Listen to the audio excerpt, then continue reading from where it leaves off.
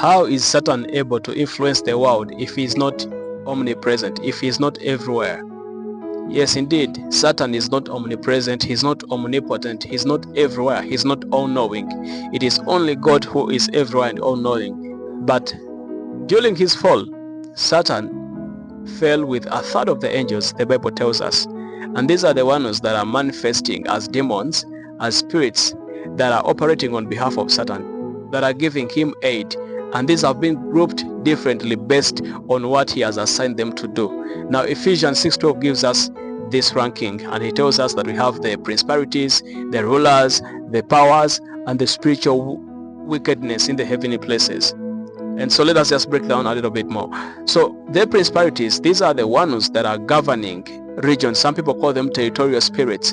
For example, when the angel was speaking to Daniel and he says, I was stopped by the prince of Persia, and further he speaks of also the prince of Greece, you could understand that if there was a prince of Persia, a prince of Greece, there's also a prince maybe assigned to Uganda, to Kenya, to Europe, to continents, to even specific districts or states, you know. So these are the spirits that are assigned to make sure the plans of the enemy are succeeding and the work of God is being hindered in a given region.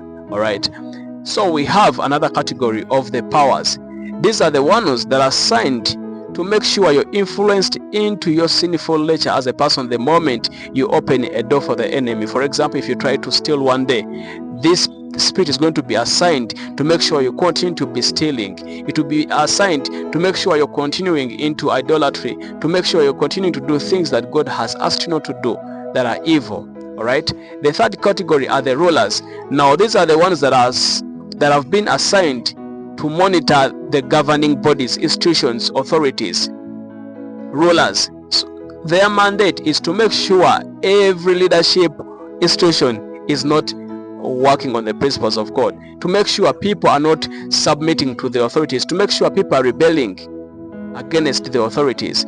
The fourth category are the evil spiritual forces of wickedness in the heavenly places. Now these ones are just there to create chaos, to distort order in opposition to what God is trying to do on this earth, to stop his glory from being revealed.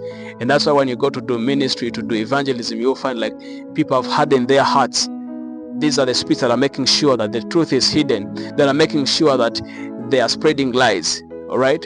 So it is also still important that we know this aspect of spiritual warfare, so that while we are standing in the gap, we know what we are praying against, that at least